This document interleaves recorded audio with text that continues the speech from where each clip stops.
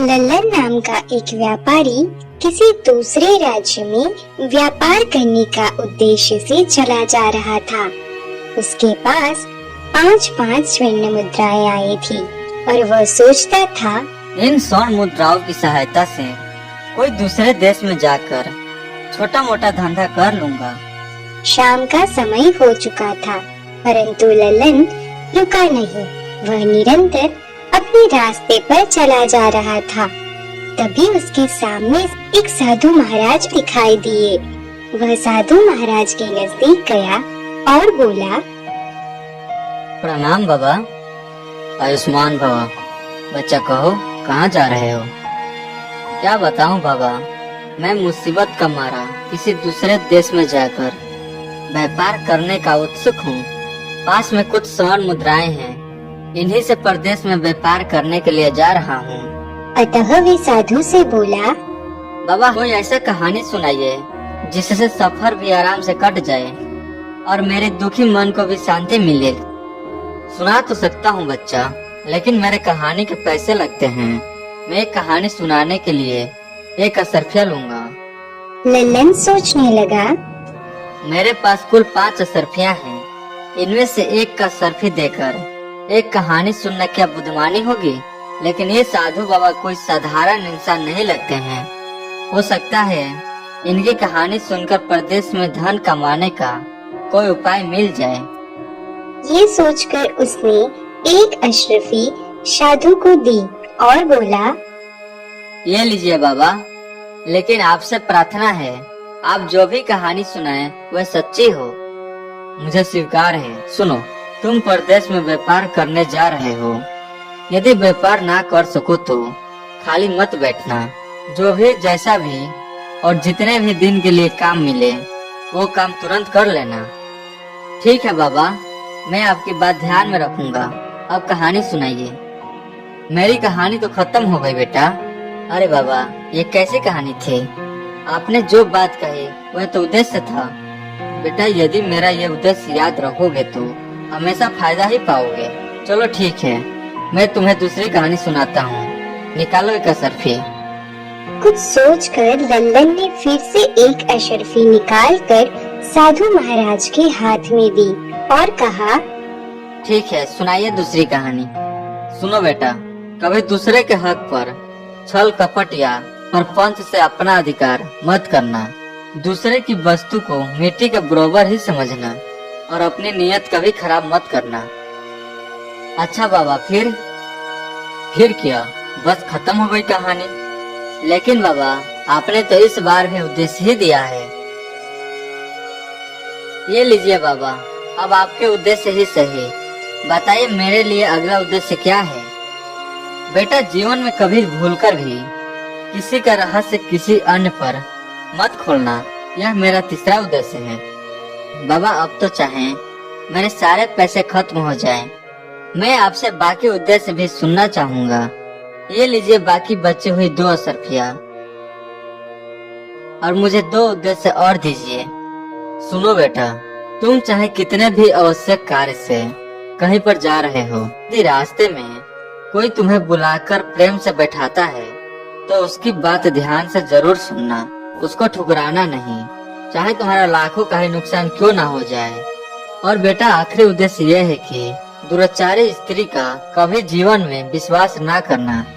उसके दिल और दिमाग का कोई ठिकाना नहीं होता। ठीक है बाबा, मैं आपके बातों को हमेशा ध्यान में रखूंगा। अब मैं चलता हूँ। साधु की कही हुई बातें अवश्य ही उपयोगी सिद्ध होगी, परंतु साधु बाबा मुझे उद्देश्य बिना कोई पैसे के भी बता सकते थे। आखिर साधु को पैसों की क्या आवश्यकता थी? खैर, ये प्रश्न में वापस लौटते समय साधु बाबा से अवश्य ही करूँगा। अपनी ही सोच में डूबा हुआ लल्लन पुनः आगे की तरफ बढ़ने लगा। चलते चलते वे एक नगर में पहुंचा। अब उसके पास कोई भी धन नहीं था, इसलिए वह कोई व्यापार भी नहीं कर सकता था। वह नौकरी की तलाश में लोगों से पूछताछ करने लगा। वहाँ पर उसने चंदन नाम के एक व्यक्ति मिला। उसने कहा, सुनो भाई, मेरा नाम चंदन है और यहाँ के महाराज परमजीत सिंह के यहाँ पे नौकर हूँ। मेरा काम घोड़ों के देखभाल करना है। मैं विक्रमगढ़ का रहने वाला हूँ और मेरी माँ सत बीमार है, इसलिए मुझे 1 माह की छुट्टी चाहिए ताकि मैं अपने माँ को देखने जा सकूं। लेकिन महाराज ने मुझे इस शर्त पर छुट्टी देना स्वीकार किया है कि अपने संस्थान पर 1 माह के लिए कोई और व्यक्ति रख जाऊं। यदि तुम तैयार हो तो चलो इसी समय महाराज के पास। अरे भाई, मैं तो बिल्कुल तैयार हूँ। मुझे तो नौकरी की ही तलाश है। चलो मैं तुम्हारे साथ चलता हूँ।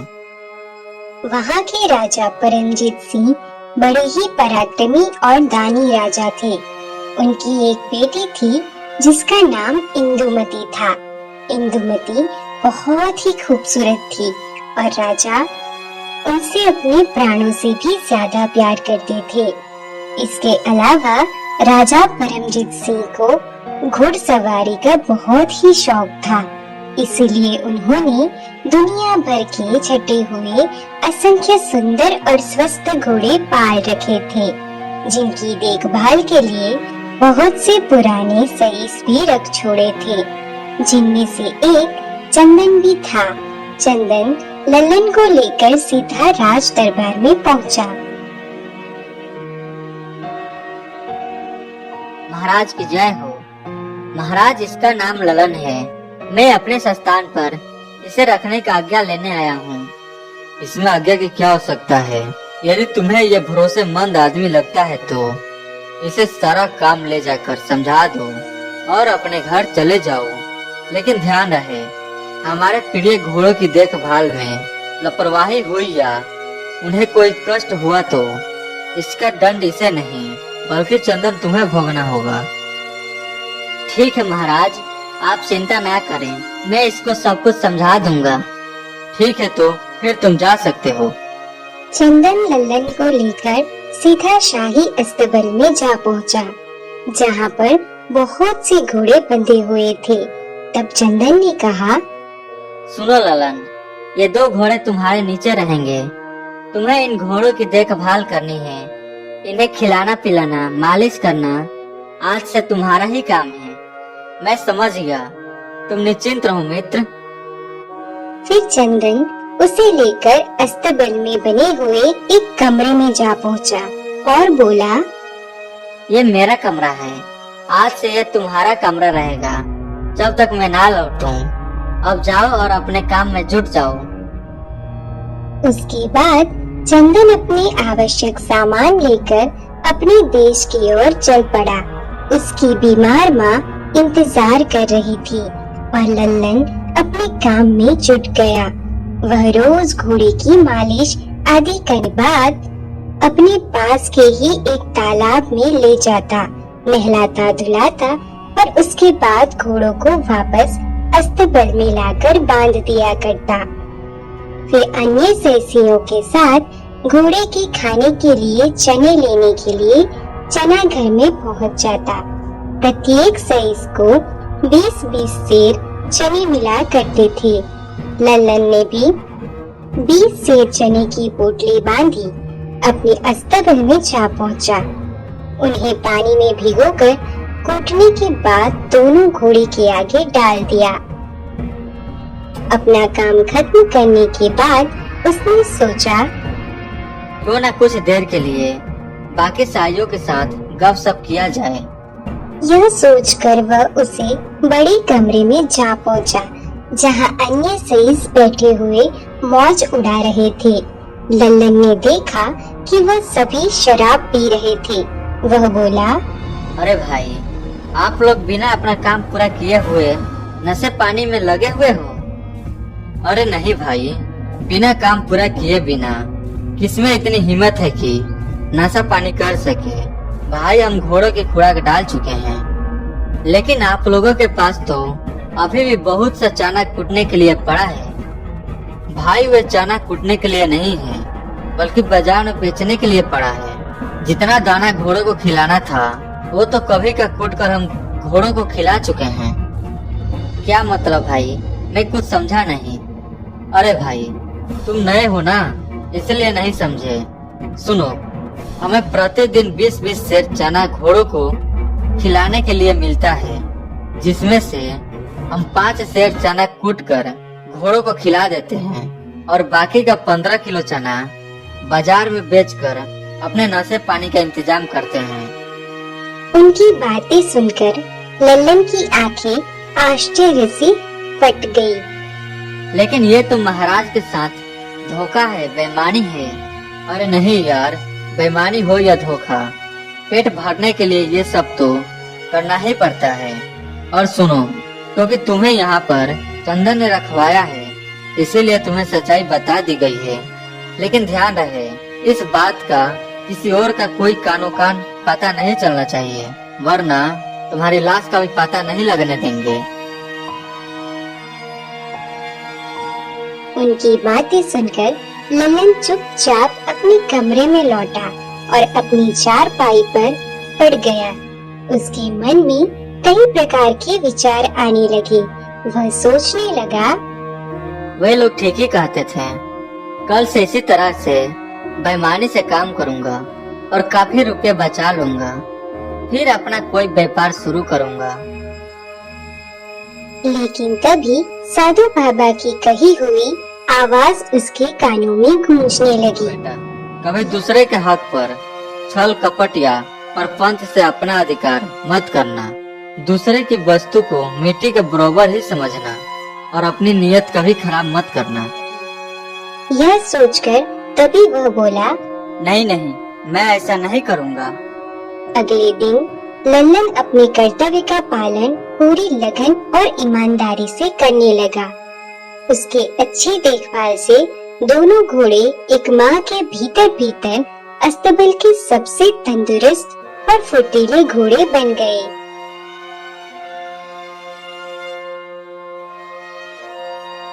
एक दिन दरबार में राजा ने अपने मंत्री से कहा, मंत्री जी, बहुत दिन हो गए हैं, मैंने अपने प्रिय घोड़ों को नहीं देखा।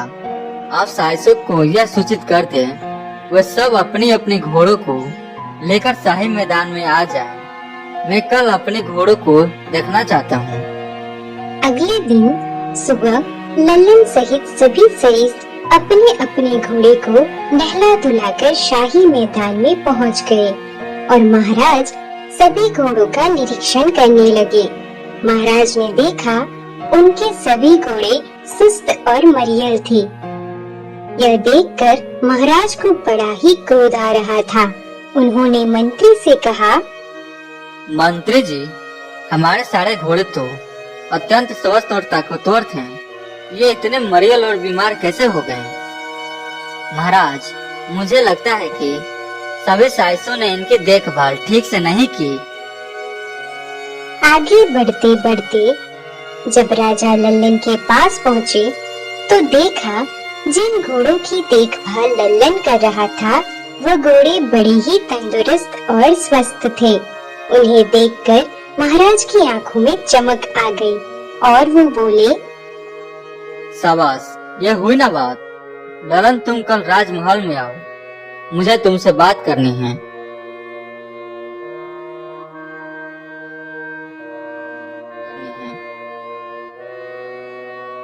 ललन, तुम वही हो ना जिसे चंदन ने रखवाया था? जी महाराज, मैं वही हूँ। ललन, हम तुम्हारी सेवा और ईमानदारी से बहुत ही प्रसन्न हैं।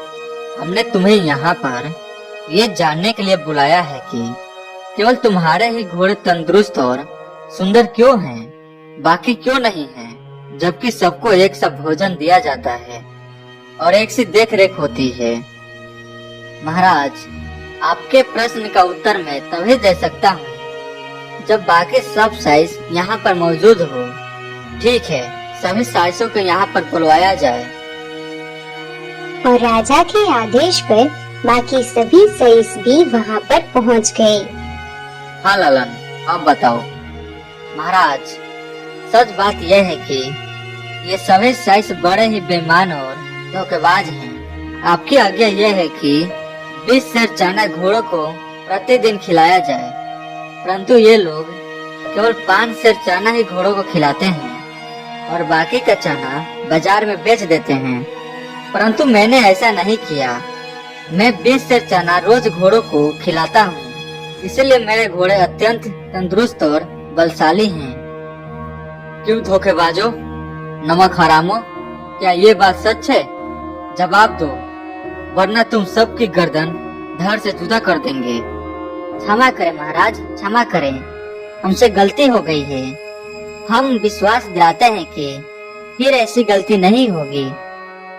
हाँ महाराज, मैं भी आपसे यही प्रार्थना करता हूँ कि इस बार आप इन्हें क्षमा कर दीजिए। लल्लन के कहने पर इस बार के लिए सईसों को क्षमा कर दिया और कहा, आज से हम तुम्हें अस्तबल का मुख्य निरीक्षण नियुक्त करते हैं। आज से तुम्हारा काम इन सभी के हरकतों पर निगरानी रखनी होगी।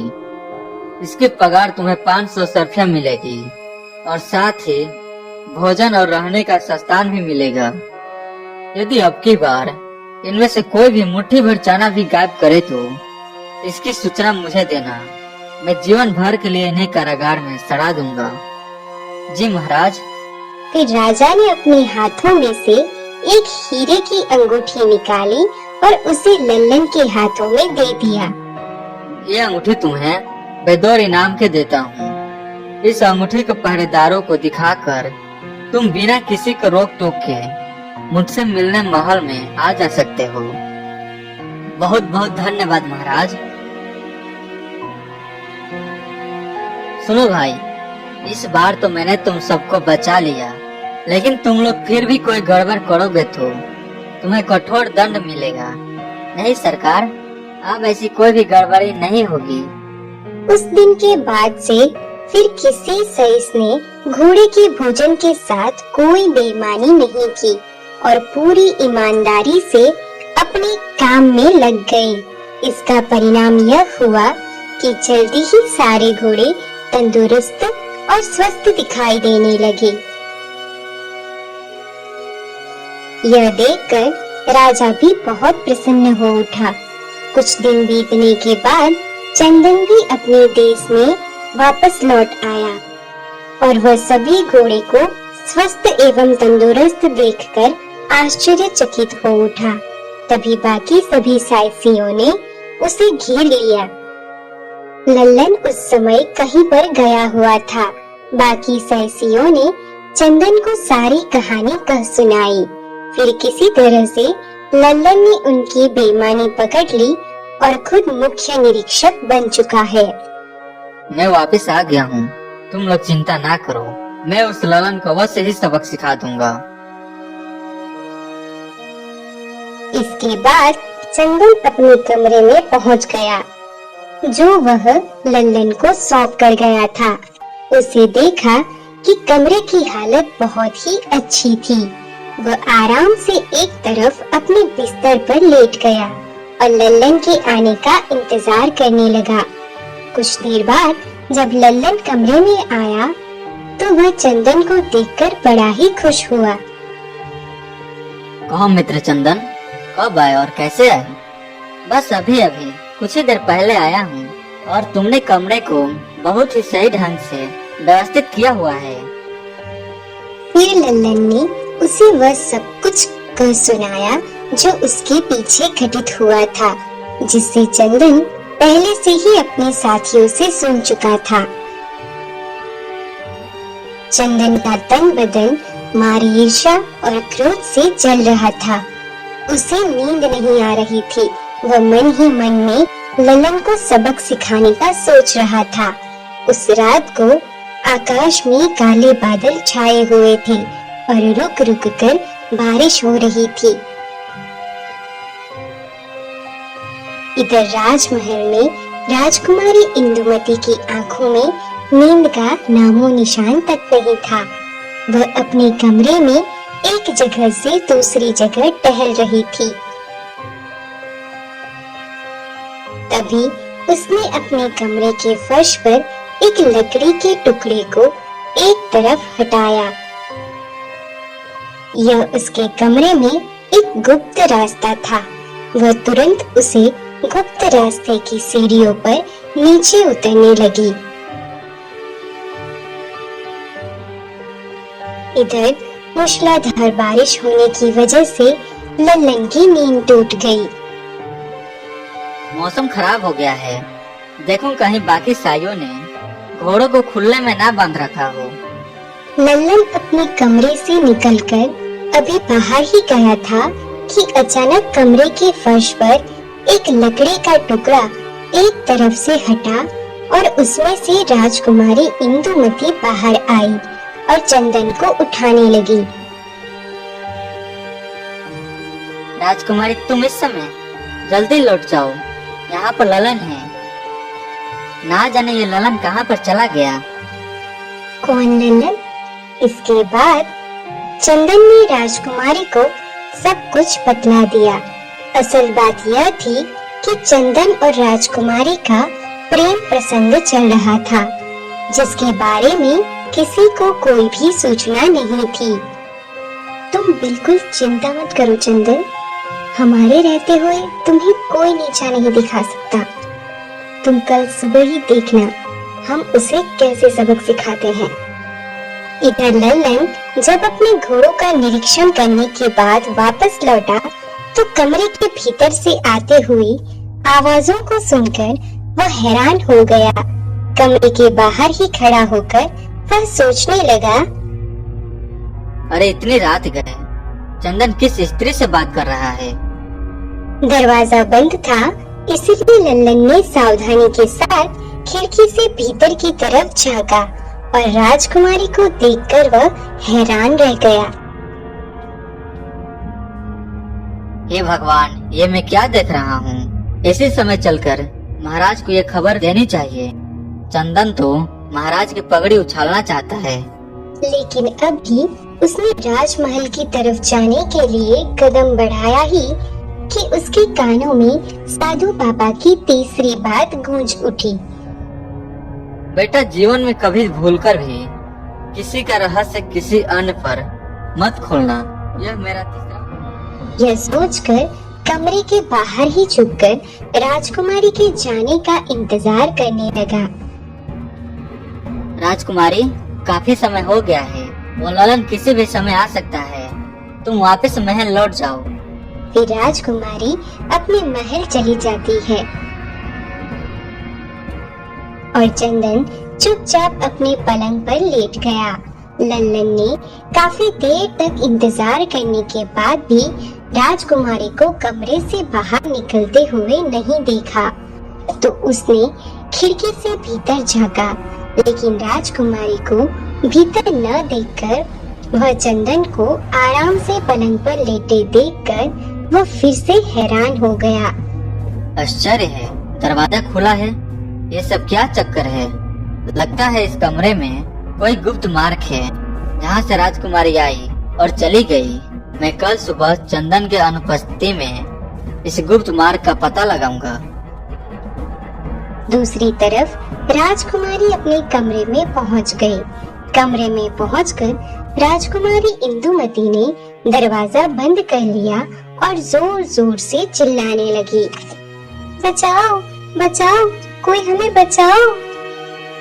उनकी चीख सुनकर राजा परम सिंह जागे और राजकुमारी के कक्ष की तरफ पहुंच गए। क्या बात है बेटी, क्या हुआ? तुम चीख क्यों रही हो? पिताजी, अपने अस्तबल का मुख्य निरीक्षक अभी अभी हमारे कक्ष में आया था। वह हमारी इज्जत खराब करना चाहता था, लेकिन जैसे ही हम चीखे वह खिड़की से कूदकर भाग गया। उस नीच की इतनी हिम्मत, तो महल में घुस कैसे गया? मैं अभी सैनिकों को बुलाकर उसकी खबर लेता हूँ। सैनिकों की खबर लेने से कोई लाभ नहीं होगा पिताजी। हमें विश्वास है कि वह जरूर आपके द्वारा दी गई उस अंगूठी को दिखाकर ही महल के भीतर घुसा होगा। ललन, तुम अब कठोर दंड के लिए तैयार हो जाओ। कठोर दंड देने से काम नहीं चलेगा पिताजी। हमें उस गुस्ताख का सिर चाहिए, वरना हम भोजन नहीं करेंगे। ठीक है बेटी, तुम्हारी इच्छा जरूर पूरी होगी। आखिर हमारी योजना काम कर ही गई। अब हमारी और चंदन के बीच कोई कांटा नहीं रह जाएगा। फिर राजा अपने शयन कक्ष में आ जाते हैं, परंतु उनकी आंखों से नींद उड़ चुकी थी। कल सुबह में ललन को बुलाकर मृत्यु दंड दे दूंगा। राजा परमसेन जब दरबार में समस्त दरबारी और मंत्रीगण ललन को मृत्यु दंड देने के कारण पूछेंगे तो उन्हें क्या जवाब दोगे? तब तुम्हारी भी तो बदनामी होगी। लोग तुम्हारे मुंह पर कुछ नहीं कहेंगे क्योंकि तुम राजा हो, लेकिन पीठ पीछे तुम्हारी हंसी उड़ाएंगे। ललन को चुपचाप मौत के घाट उतरवा दिया जाए, किसी को कानो कान पता तक नहीं चलेगा और सब कुछ ठीक हो जाएगा। यही ठीक रहेगा। इससे सांप भी मर जाएगा और लाठी भी नहीं टूटेगी, और ये काम सिर्फ कासिम कसाई ही कर सकता है।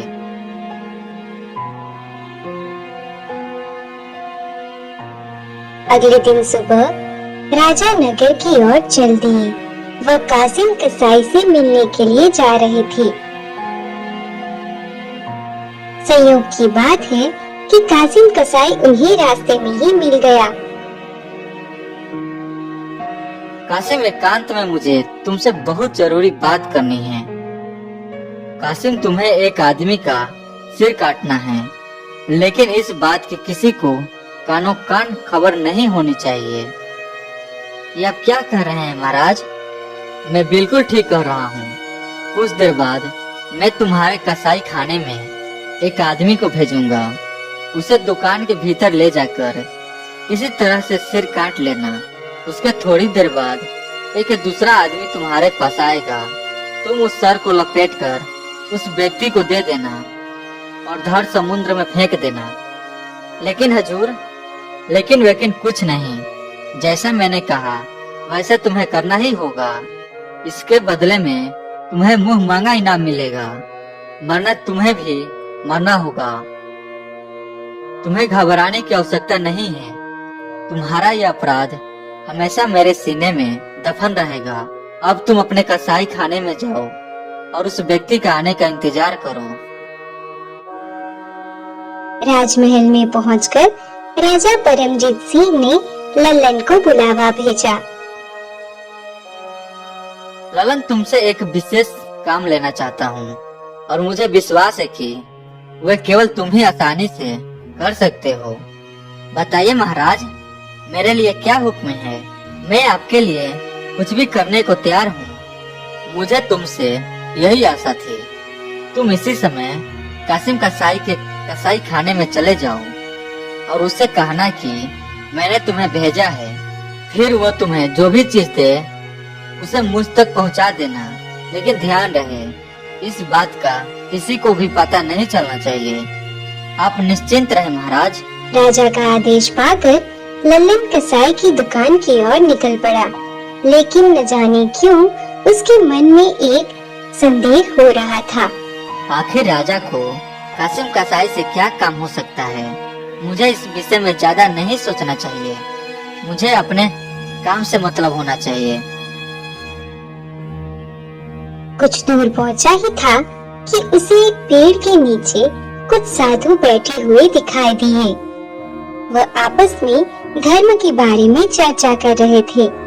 लल्लन उनके समक्ष जाकर खड़ा हो गया। बच्चा, खड़े क्यों हो? हमारे पास बैठ जाओ और कुछ देर तक धर्म चर्चा का आनंद लो। क्षमा करें महाराज, मैं किसी जरूरी कार्य से जा रहा हूँ, इसीलिए नहीं रुक सकता। जैसे ही उसने आगे कदम बढ़ाया, उसके कानों में साधु बाबा की बात गूंजने लगी। तुम चाहे कितने भी आवश्यक कार्य से कहीं पर जा रहे हो, यदि रास्ते में कोई तुम्हें बुलाकर प्रेम से बैठाता है तो उसकी बात ध्यान से जरूर सुनना, उसको ठुकराना नहीं, चाहे तुम्हारा लाखों का ही नुकसान क्यों ना हो जाए। और बेटा, वह विचार आते ही लल्लन उन साधुओं के बीच बैठ गया और उनके द्वारा की जाने वाली धर्म चर्चा को सुनने लगा। इधर चंदन यह जानने के लिए कि लल्लन को राजा ने सुबह सुबह ही राजमहल में क्यों बुलवाया है, वह अभी तक वापस क्यों नहीं लौटा। चंदन राजमहल के आसपास ही मंडरा रहा था। अपनी खिड़की पर खड़े हुए राजा की दृष्टि चंदन पर पड़ गई। वह सोचने लगे, अरे चंदन, क्यों ना इसी को कासिम कसाई के पास भेज दूं। ये मूर्ख है, इसीलिए कासिम से ललन का सिर लाने में ज्यादा सर खपाई नहीं करेगा। कहिए महाराज, मुझे कैसे याद किया? सुनो चंदन, तुम इसी समय कासिम कसाई के खाने में चले जाओ। उससे कहना कि मैंने तुम्हें भेजा है। वह तुम्हें जो भी सामान दे उसे तुम मेरे पास ले आना, लेकिन सावधान, उस सामान को खोलकर देखने की गुस्ताखी मत करना। जी महाराज, जैसी आपकी आज्ञा। और चंदन कुछ ही देर में कासिम के कसाई खाने में जा पहुंचा, जबकि लल्लन अभी वहीं साधुओं के बीच बैठा हुआ धर्म चर्चा सुन रहा था। मुझे महाराज ने भेजा है और उन्होंने कोई चीज मंगवाई है। ओह, तुम अंदर चलो, मैं अभी आता हूँ।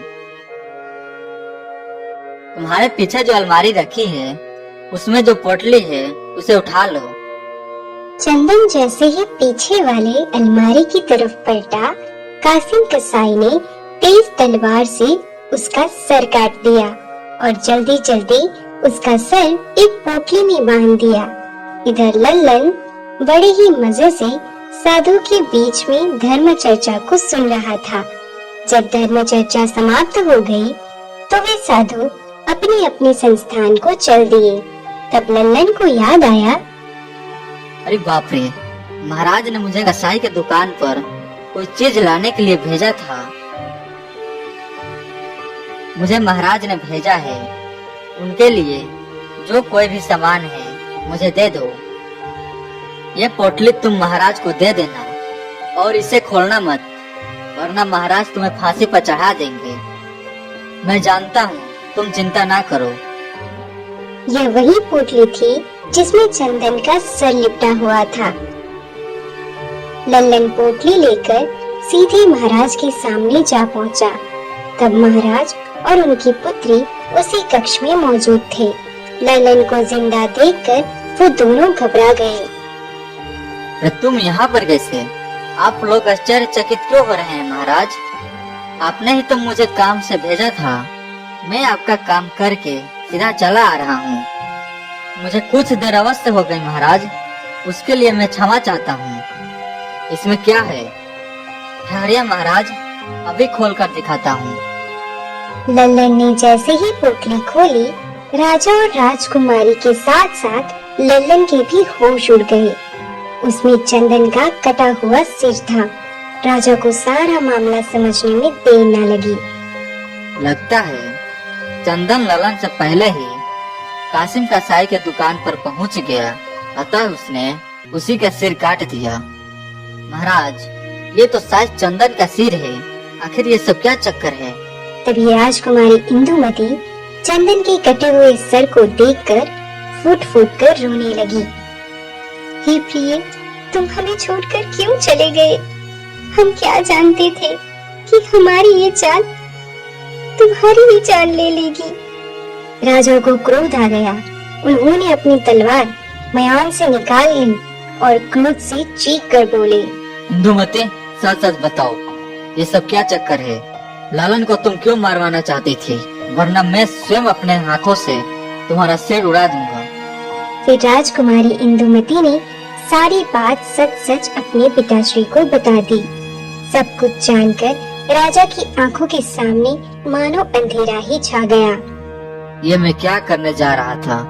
एक नेक इंसान को बिना कोई अपराध मौत के घाट उतारना चाहता था। हे भगवान, मुझे क्षमा करना। तभी राजकुमारी ने न जाने कहां से एक खंजर निकाला और अपने पेट में मार दिया। मरते मरते वह बोलने लगी, पिताश्री, हमें माफ कर देना। हमने आपको धोखा दिया है। एक निर्दोष व्यक्ति की जान लेने की कोशिश की है। शायद भगवान ने स्वयं ही इसकी सजा दी है हमें। हमसे हमारे प्रेमी को छीन लिया। लल्लन, तुम भी हमें माफ कर देना। हम अपने प्रेम में अंधे हो गए थे।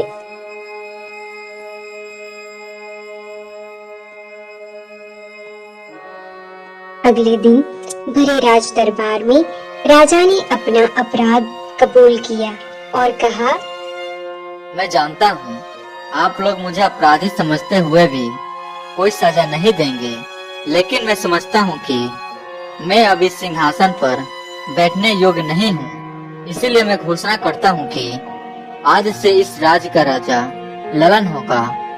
ललन को ही राजगद्दी सौंप कर संन्यास लेकर यहाँ से चला जाऊंगा। समस्त दरबारी ने पहले तो राजा के फैसले का विरोध किया, लेकिन राजा के अटूट फैसले के सामने उन्हें झुकना ही पड़ा और उन सब ने ललन को राजा के रूप में स्वीकार कर लिया और फिर विधिवत रूप से ललन का राज तिलक किया गया। इसके बाद महाराज परमजीत सिंह ने संन्यास ले लिया और राजमहल को छोड़कर हमेशा के लिए चले गए। अब इस राज्य का राजा ललन बन चुका था। वह बड़ी ही कुशलता और ईमानदारी से राज्यपाल को संभाल रहा था। फिर एक दिन उसके मन में विचार आया, साधु बाबा के बताए हुए उद्देश्य मेरे लिए बहुत ही फायदेमंद हुए हैं। मुझे उनसे मिलने जाना चाहिए।